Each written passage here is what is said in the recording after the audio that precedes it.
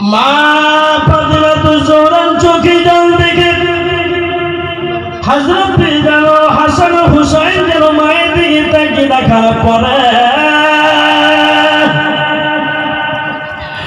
আব্বাকে বলে, আব্বুজি আল্লাহ আপনার ভালো করবে বাবু, আমার আম্মু জান একটা আনারের ব্যবস্থা করতে বললেন, দিলেন না। আমার আম্মু বুঝি আর জগতে বাজবে। বলে আপু গো, আমার আম্মা জান শেষ মুহূর্তে একটা আনারের ব্যবস্থা করতে বললেন। বাবা আলী, যেই আলী মদিনার বিচার করে বেড়ান, যেই আলী মদিনা শরীফের বিচারপতি, বিচার আলী না হইলে বিচার হইব না। আজকে সেই আলী নবীর বেটির হাত ধরে বসা বলল, বিবি গো, আমি আনারটাকে এক ভিক্ষুক সওয়ালিকে দিয়ে দিয়েছি। যেমনি বাবা বলা নাই, যেমনি আলী এসে খুদা ভিক্ষুকের কথা বলা নাই।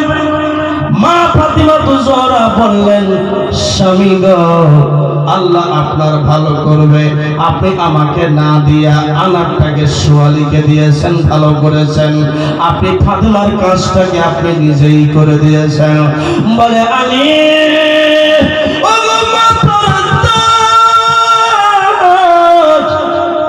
এত সুন্দর কাজ করেছ, এতই সুন্দর কাজ করেছ।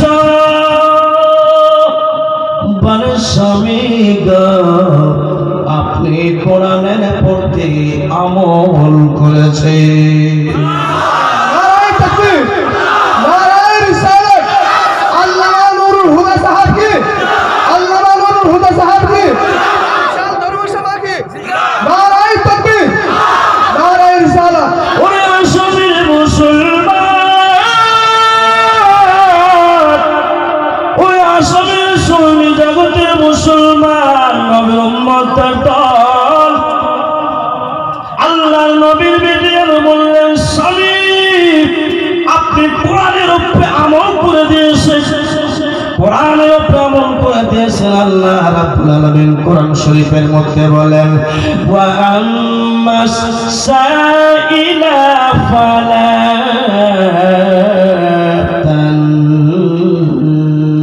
তানহার, আল্লাহু আকবার, ওয়া আম্মাস সাইলা ফালা তানহার, সোয়ালিকে কখনো ফিরিয়ে দিও না, সোয়ালিকে কখনোই ফিরিয়ে দিয়েন না, কখনো ফিরিয়ে দিয়েন না। বলে স্বামী গো, আপনি চিন্তা করিয়েন না, খুব সুন্দর কাজ করেছেন। এই বলে কোন স্বামী স্ত্রী ঘরের মধ্যে কথা আলোচনা বাড়াই, কথা বলতে আছেন, হঠাৎ করে দেখতে পাওয়া যায়, তারপরে একটু পরে দেখতে পাওয়া গেল বাবা মুসলমান সাহাবায়ে কিরাম একজন গেটের মধ্যে দাঁড়িয়ে বলে, আলী রে, বলে আলী রে, তোমার জন্য নবীজি 9টা আপেল দিয়ে পাঠিয়েছে, 9টা আনার দিয়ে পাঠিয়েছেন।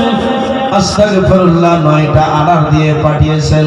মাওলা আলী শেরে খোদা যেন বেরিয়ে এসে বললেন, বলে ও সাহাবী, সেই আনারটা আমাদের জন্যই? বলে হ্যাঁ, আপনাদের জন্যই। কথাটা বুঝতে পারলাম না। আনার জন্য পাগল, আনারের জন্য কষ্ট আমাদের রাত দিন কাটে, আনারের জন্য বড় কষ্টের সঙ্গে রাত দিন গেল। আবার এখন আল্লাহর মহিমা, একটা আনারের বিনিময়ে 9টা আনার বাড়িতে প্রবেশ হলো। আচ্ছা, বুঝা গেল 9টা আপেল হবে না, 9টা আনার হবে না, 10টা আনার হবে? 10টা হবে। কেন 10টা হবে? 10টা হবে, একটা দিলে 10টা পাওয়া যায়। জোরে বল, জোরে বল, জোরে জোরে আসলে সুবহানাল্লাহ। মুসলমান ভাইরা,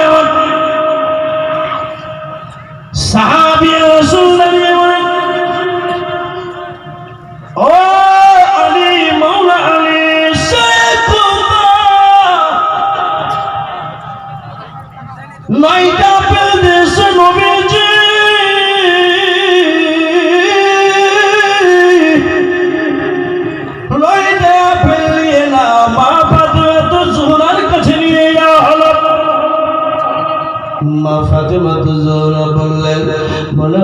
স্বামী গো,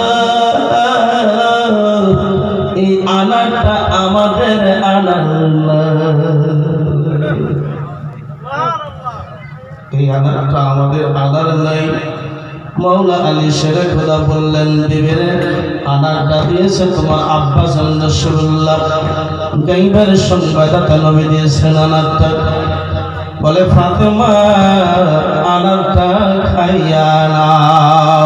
বলে স্বামী এই আনারটা আমাদের নাই, আনারটা আমাদের নাই, কারণ আল্লাহ রাব্বুল আলামিন বলেছে। বলে স্বামী আল্লাহ কোরআন আল্লাহ রাব্বুল আলামিন বলেছে, যেই আমার রাস্তাতে 1 টাকা দান করবে, সেই আমার রাস্তাতে 1 টাকা খরচ করবে, স্বামী গো আমার আল্লাহ বলেছে তাকে আমি 10 টাকা দেব। বলে স্বামী এই আনারটা আমার নয়, আমার আনার নয় গো স্বামী, আমাদের যদি আনার হয় স্বামী, একটা আনারের বদলায় 9টা হবে না। যদি স্বামীকে বলেন 10টা আনার যদি থাকে আমারও ইচ্ছে, আর 9টা আপেল যদি হয় ঘুরিয়ে নিয়ে দাও। এই মুসলমান সাহাবায়ে কেরাম তখন বললেন, এ আলী মাওলা আলী, আমি তোমাকে জানতে চাইছিলাম, তোমাকে ওজন করতে চাইছিলাম। আলী রে আমি তোমাকে ওজন পরীক্ষা করতেছিলাম।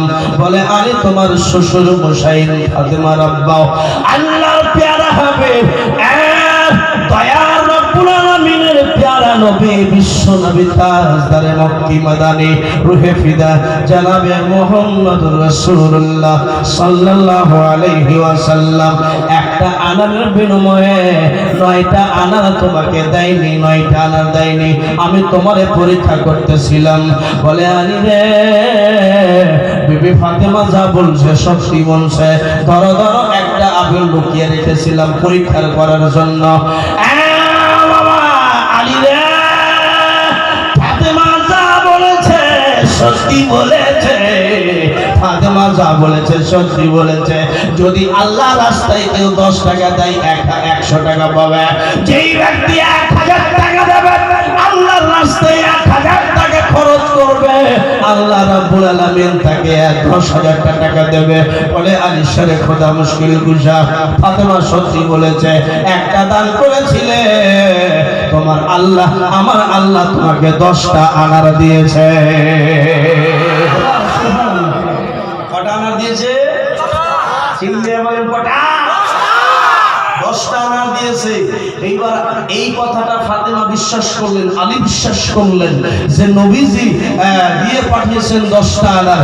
এইবার নবীর কাছে তো সেই বাড়িতে, আমার বিশ্ব নবী বাড়িতে সেই দিন কিন্তু মুসলমান ভাইয়েরা একটা চুলা জ্বালাবার সমান কাঠি ছিল না, বাড়িতে তেল চারা জ্বালার জন্য একটু কেরোসিন তেল ছিল না। তাহলে নবীজিরে পাইলো কোথায় আনার? বলুন সুবহানাল্লাহ। নবী কোথায় পাইলো আনার? নবী কোথায় পাইল? এটাই প্রশ্ন না, কোথায় পাইল? মুসলমান ভাইরা, বেটির মায়া মেয়েদের মতো মায়া কারো হতে পারে না, মেয়েদের মতো মায়া কারো হতে পারে না। আল্লাহ রাব্বুল আলামিন বলেছেন হাদিস শরীফের, আল্লাহর হাবিব হাদিসের মধ্যে বলে, যার 4টা মেয়ে, যার 7টা মেয়ে আছে, যার 4টা মেয়ে আছে, আল্লাহ রাব্বুল আলামিন 4টি করে রহমত দিলি তার বাড়িতে প্রদান করে দাও। 4টি যার মেয়ে বাড়িতে আছে, 4টি ছেলে না, 4টি মেয়ে যার বাড়িতে আছে, চার বাড়িতে আল্লাহ 4টি করে রহমত ডেলি দান করে দেবে। মেয়ে ভালো না খারাপ? চিল্লিয়ে বলুন ভালো। তাহলে মেয়েকে হ্যান্ডটান করে কথা না বললেই তো হবে। মুসলমান ভাইরা, মেয়েদের সম্মান কে দিয়েছে? কে দিয়েছে? মেয়েদের সম্মান আল্লাহ দিয়েছেন। কার দ্বারা দিয়েছেন? আমার বিশ্ব নবীর দ্বারা দিয়েছেন। কথা বলুন না ঠিক? একজন দাহিয়া কালবি, নাম শুনেছেন? দাহিয়া কালবি এসে বলছেন, হুজুর আমি বড় গুনাহ করে দিয়েছি। বলে কিসের গুনাহ করেছো?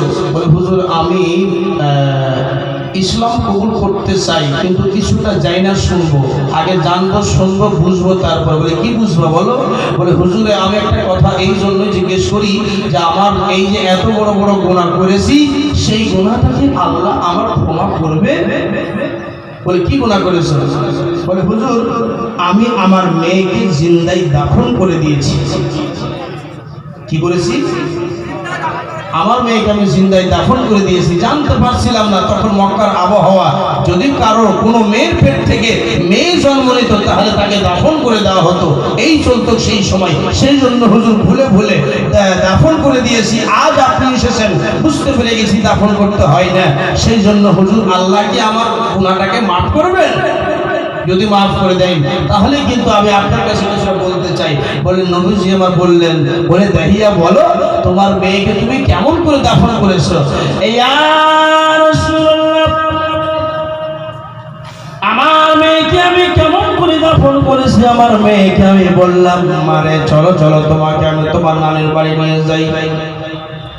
মারে আমার মেয়ে যেন সুন্দর করে সাজগুজ করলো, সাজগুজ করলো, সাজগুজ করার পরে সুন্দর করে যেন খুশবু দিল, আতর মাখলো, সুন্দর করে সাজলো। আমায় বলল আপু গো আমাকে নানির বাড়ি নিয়ে যাওয়া হইবে। বলে হ্যাঁ বেটি নানির বাড়ি যাবে। নবী গো যেমনি নানির বাড়ির কথা শোনায় আমার মেয়ে তাড়াতাড়ি করে আমার মেয়ে বুকে লাগলো, আমার মনের মধ্যে তাও দয়া হয় না, আমার মনের মধ্যে দয়া হয় না। আমার মেয়েকে নিয়ে চললাম, যেতে যেতে আমার মেয়ে যখন চলে গেল, চললাম আমি যাই, আমার মেয়ে যাই, যাইতে যাইতে আমার মেয়ে জিগাই বলে, বলে আব্বু বলেন বলেন তো দেখি আপনি আমার নানির বাড়ির এই রাস্তাতে আছে, আপনি কেন এই রাস্তা ধরে চলে যাচ্ছেন, এদিক কেন যাচ্ছেন? বলে মারে আমি এই রাস্তায় এই জন্যই যাচ্ছি রে মা, এই জন্য রাস্তায় যাচ্ছি, বাড়িতে কোনো চাল আটা নাই, এই যে ঘাড়ে আমার কোদালি দেখতে পাচ্ছ, খন্তা দেখতে পাচ্ছ, এগুলো দিয়ে মাটি খুদাই করে আমি টাকা পাবো, পয়সা পাবো, তারপরে তোমাদের পেটের অনাহার আমি তৈরি করবো। বাবা মেয়েটা বলছে আব্বা চলেন, যখন এরকম ব্যাপার আছে তখন চলেন, আপনি দেরি করিয়েন না, যদি ওই টাকা দিয়ে আমাদের পেটের অনাহার মিটে যায়, চলুন ওই গর্তটা আপনি খুঁজতে লাগেন। বাবা আসামের মুসলমান ওই যেন পিতা আব্বা ওই গর্তটা খুঁজতে খুঁজতে খুঁজতে লাগলো, খুঁজতে লাগলো। আব্বা জানের শরীর থেকে পাসিনা বেরিয়ে আসে, আব্বা জানের শরীরে পাসিনা বেরিয়ে যায়, ঘাম বেরিয়ে আসে, ঘাম বেরিয়ে আসে। মেয়ে বলল, বলে আব্বাজি ওগো আব্বা গো, আপনার শরীর থেকে পাসিনা বেরিয়ে যায়, আমি আপনার মেয়ে সহ্য করতে পারি না।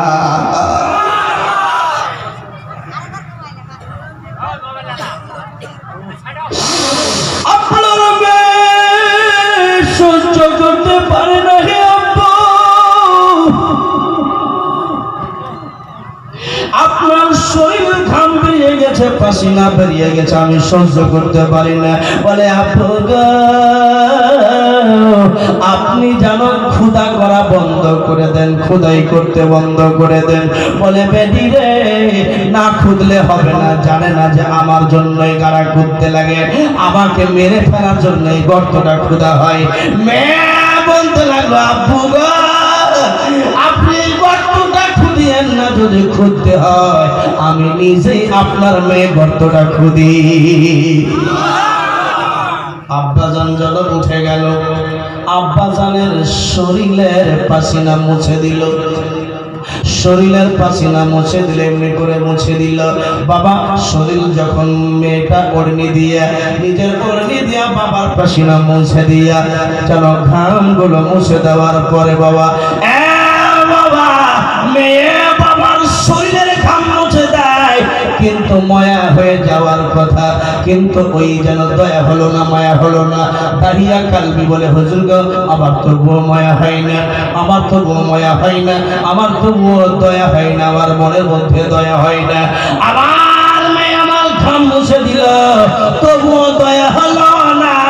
আমার মেয়ে আমার হাত দিয়ে কোদল নিয়ে নিল, আমার হাত থেকে কোদল নিয়ে গর্তই পড়ে গেল, তবু হুজুর গো আমার দয়া হলো না, আমার দয়া হলো না। আমি তখন আমার মেয়েটাকে টুকুর টুকুর দেখে আমার মেয়ে টুকুর টুকুর করে মাটি খুঁড়তে খুঁড়তে বলে, আব্বা গো কতটা গর্ত করলে আপনাকে পয়সা পাওয়া যাবে? বলে হুজুর আমার মেয়ে তখন বলছে, আপু কতটা গর্ত করলে আপনাকে পয়সা পাওয়া যাবে গে আপু?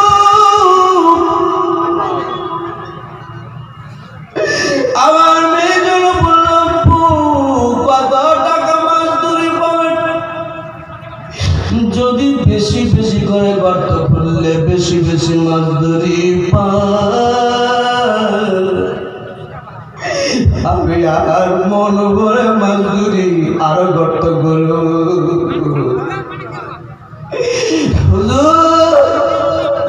আমার মেয়ে বারবার বলে তবু আমার মধ্যে কোনো দয়া হয় না, আমার মধ্যে দয়া হয় না, আমার মধ্যে কোনো মায়া আসে না। আব্বু গো আর কতটা গর্ত খুঁজবো? আমার মেয়ে যেন গর্ত খুঁজতে খুঁজতে খুঁজতে আছে। আমার মনে দয়া হলো না, মনে মনে চিন্তা করলাম মেয়েকে মেরে ফেলার এরকম সুযোগ আর পাওয়া যাবে না। বাবা আল্লাহর নবী কি বলেন? ওই দাহিয়া বলে হুজুর তারপরে হলো কি, আমার মেয়ে গর্ততে আছে, আমি যেন মাটিগুলোকে ফেলে দিলাম, আমার মেয়েকে গর্ত পর্যন্ত বন্ধ করে দিলাম।